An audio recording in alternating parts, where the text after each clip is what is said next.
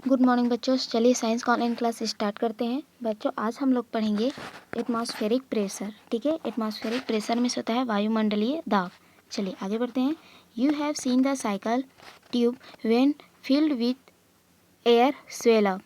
देखिए बच्चों, बताया जा रहा है कि आपने देखा है कि जब साइकिल ट्यूब में हवा भरा जाता है तो वह स्वेल अप यानी कि फूल जाती है। वाई डज इट हैपन, ऐसा क्यों होता है। Come let us do an activity to understand this. ठीक है, यानी कि आइए इसे समझने के लिए एक क्रियाकलाप करें। देखिए बच्चों, यहाँ पर एक्टिविटी 5 दिया गया है। मटेरियल रिक्वायर्ड यानी कि आवश्यक सामग्री, साइकिल पंप, साइकिल ट्यूब और बैलून। चलिए आगे बढ़ते हैं। First with the help of the cycle pump fill air with the cycle tube and the balloon. ठीक है, यानी कि सबसे पहले साइकिल पंप की सहायता से साइकिल ट्यूब और गुब्बारे में हवा भरिए। You will find that both tube and the balloons have swell up, है ना। अब आप देखेंगे कि गुब्बारा तथा साइकिल ट्यूब दोनों ही फूल गए हैं।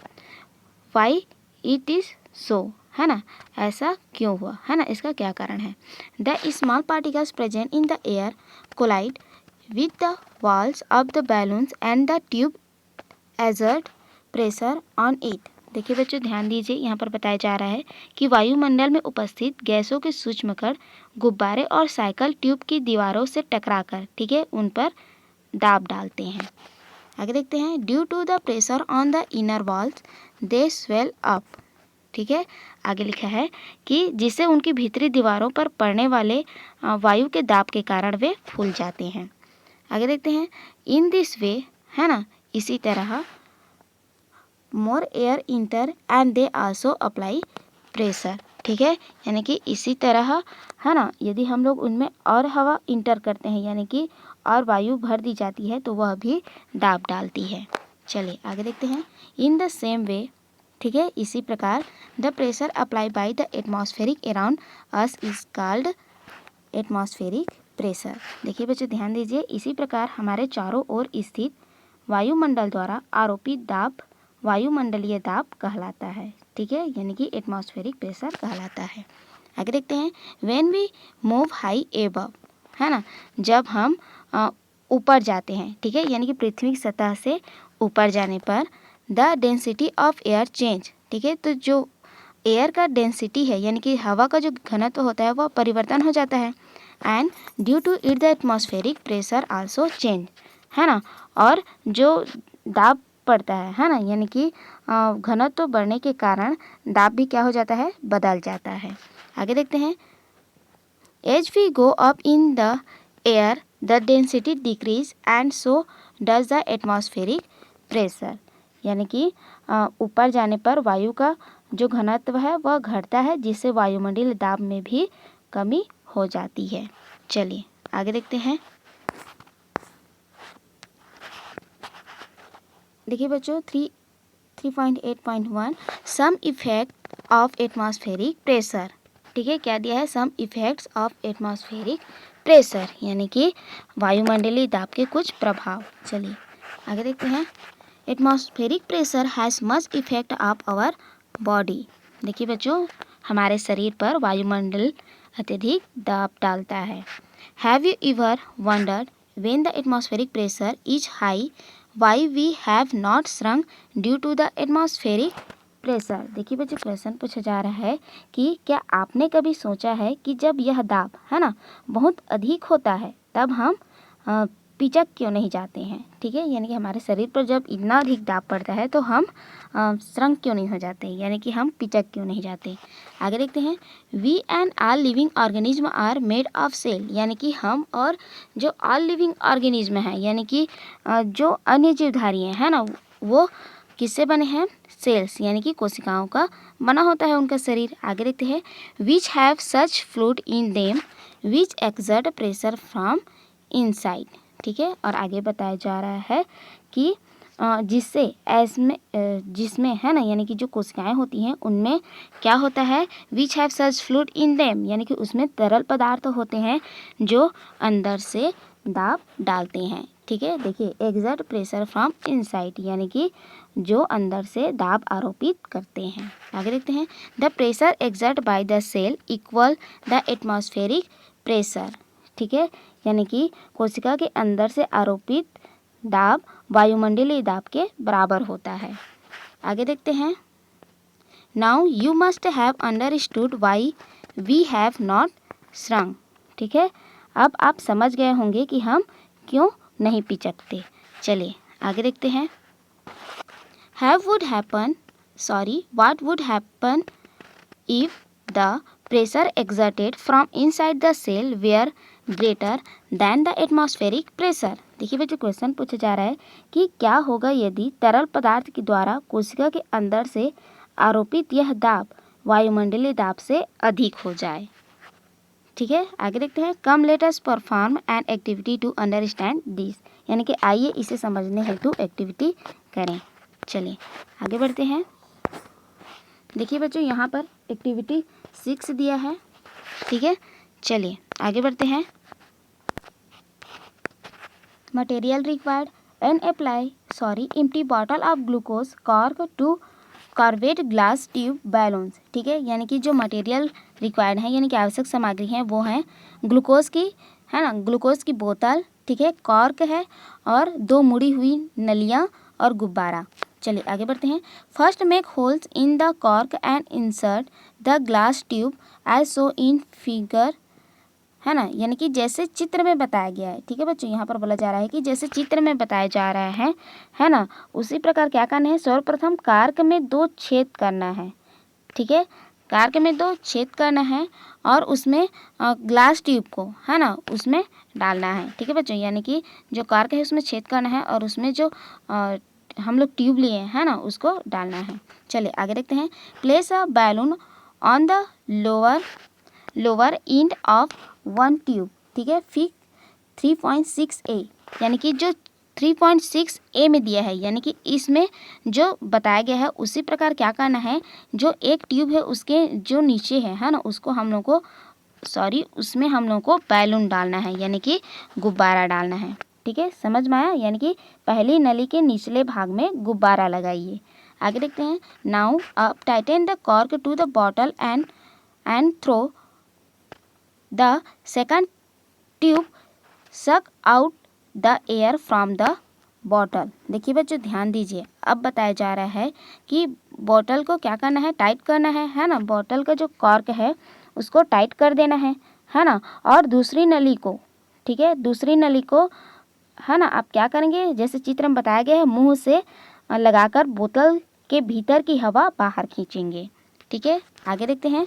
On doing this see how it's effect the balloon inside fig 3.6 B. ठीक है, यानी कि जैसे बी में बताया गया है कि बोतल को, है ना, यानी कि जो ऐसा करेंगे जब, है ना, on doing this see how effect the balloon inside, है ना, जब जैसे चित्र 3.6 में लिखा है कि जब हम ऐसा करते हैं यानी कि हवा को क्या करते हैं, खींचते हैं, है ना, तो क्या लिखा है कि बैलून के इनसाइड पर, यानी कि बैलून के जो आंतरिक भाग है उन पर क्या प्रभाव पड़ता है ना, उसको 3.6 बी में देखिए।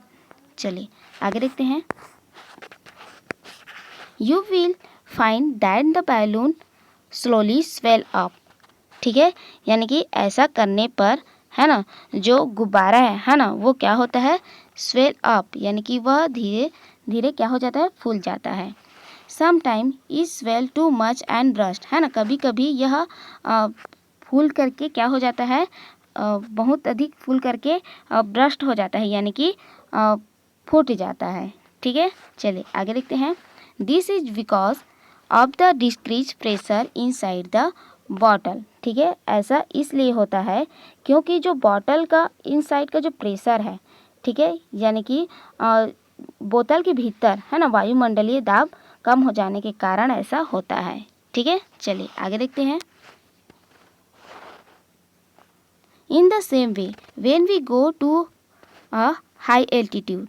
ठीक है, देखिए ऐसा ही, है ना, ऐसा ही जब हम, है ना, इसी प्रकार जब हम पृथ्वी से ऊपर जाते हैं, द एटमॉस्फेरिक प्रेशर डिक्रीज। ठीक है, तो वायुमंडलीय दाब कम हो जाता है। Due to which our blood vessel swell up और सम टाइम ब्रस्ट।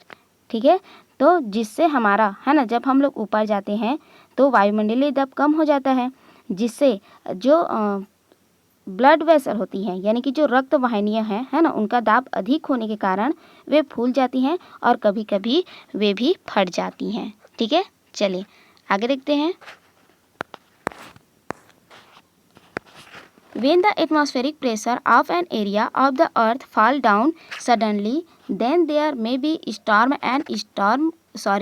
winds। देखिए बच्चों ध्यान दीजिए, वायुमंडलीय जो दाब होता है ना, वायुमंडलीय जो दाब होता है उसमें जब परिवर्तन होता है, ठीक है, यानी कि जब वह क्या होता है, फॉल डाउन, यानी कि वायुमंडलीय दाब है ना, जब कम हो जाता है, ठीक है, तो इससे क्या होता है कि आंधी और तूफान आते हैं। ठीक है बच्चों, समझ में आया। जब किसी स्थान पर वायुमंडलीय दाब अचानक कम हो जाता है तब आंधी तूफान आते हैं। आगे लिखा है some time low atmospheric pressure can cause rain also, है ना, और जब वायुमंडलीय दाब बहुत कम हो जाता है तो वर्षा भी होने लगती है। चलिए आगे देखते हैं। मेजरमेंट ऑफ एटमॉस्फेरिक प्रेशर, ठीक है, यानी कि वायुमंडलीय दाब का मापन। चलिए आगे बढ़ते हैं। To measure atmospheric pressure Torricelli in 1643 made an instrument which is called barometer. देखिए बच्चों बताया जा रहा है कि वायुमंडलीय दाब का मापन करने के लिए सन 1643 में टारिसेली ने, है ना, एक यंत्र बनाया जिसे बैरोमीटर है या वायु दाब मापी कहते हैं। चलिए आगे बढ़ते हैं। This is of two type, ये दो प्रकार के होते हैं। फर्स्ट दिया है बच्चों मर्क्यूरिक बैरोमीटर और सेकेंड में है एंड्रॉइड बैरोमीटर। ठीक है, generally the measure of atmospheric pressure is equal to 1.013 multiply 10⁵ pascal और न्यूटन ऑब्लिक मीटर, है ना, मीटर स्क्वायर और 76 centimetre of a column of mercury. ठीक है, यानी कि जो वायुमंडलीय दाब है ना, उसका मान 1.013, ठीक है, मल्टीप्लाई 10⁵ पास्कल और न्यूटन, है ना, प्रति मीटर स्क्वायर या 76 सेंटीमीटर, ठीक है, 76 सेंटीमीटर कॉलम ऑफ मर्क्यूरी, यानी कि पारे के स्तंभ के दाब के तुल्य होता है। चलिए आगे बढ़ते हैं। Do liquid exert equal pressure at same depth, यानी कि क्या द्रव समान गहराई पर समान दाब डालते हैं। देखिए बच्चों क्वेश्चन देखिए, क्या द्रव समान गहराई पर समान दाब डालते हैं। चलिए एक्टिविटी 7 देखते हैं। Material required an empty plastic bottle और अ सिलेंड्रिकल कंटेनर, ठीक है, और वाटर। चलिए आगे बढ़ते हैं।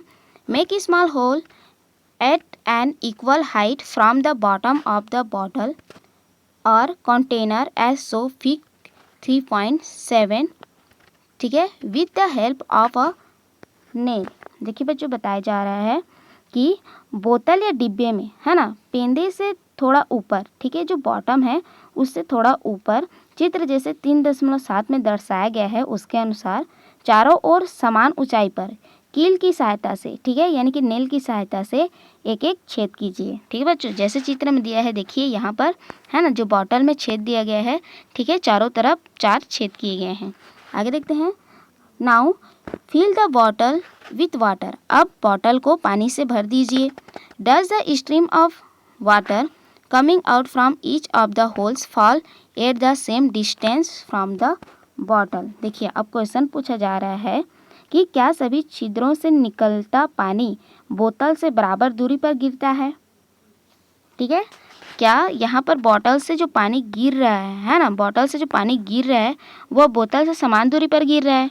आगे देखते हैं। This activity show that liquid exert equal pressure on the wall of container at equal height और डेप्थ। ठीक है, यहाँ पर बताया गया कि यह क्रियाकलाप दर्शाता है कि द्रव, है ना, बर्तन की दीवारों पर समान गहराई पर समान दाब डालते हैं। ठीक है बच्चों, समझ में आया। यह एक्टिविटी, है ना, यह दर्शाता है कि द्रव बर्तन की दीवारों पर समान गहराई पर समान दाब डालते हैं। ठीक है, समझ में आया, यानी कि बोतल से जो पानी गिरेगा, ठीक है, वह बोतल से समान दूरी पर गिरता है, ठीक है, सभी छिद्रों से। ठीक है बच्चों, तो है ना, आप समझ ही गए होंगे कि द्रव है ना समान गहराई पर समान दाब डालते हैं। चलिए आगे बढ़ते हैं। देखिए बच्चों, यहाँ पर क्वेश्चन दिए गए हैं और यही आप लोगों का होमवर्क है। फर्स्ट दिया है, what do you understand by atmospheric pressure, यानी कि वायुमंडलीय दाब से आप क्या समझते हैं। सेकेंड क्वेश्चन है, what will happen to the human body if the air pressure of an area suddenly decrease. ठीक है, यानी कि किसी स्थान पर वायुमंडलीय दाब के बहुत कम हो जाने का मानव शरीर पर क्या प्रभाव पड़ता है, समझाइए। ठीक है बच्चों, तो इन दोनों क्वेश्चन का आंसर आप लिखकर जरूर भेजिएगा। नेक्स्ट वीडियो में एक्सरसाइज करेंगे, तब तक आप इस वीडियो को पढ़िए, फिर से समझिए। Thank you.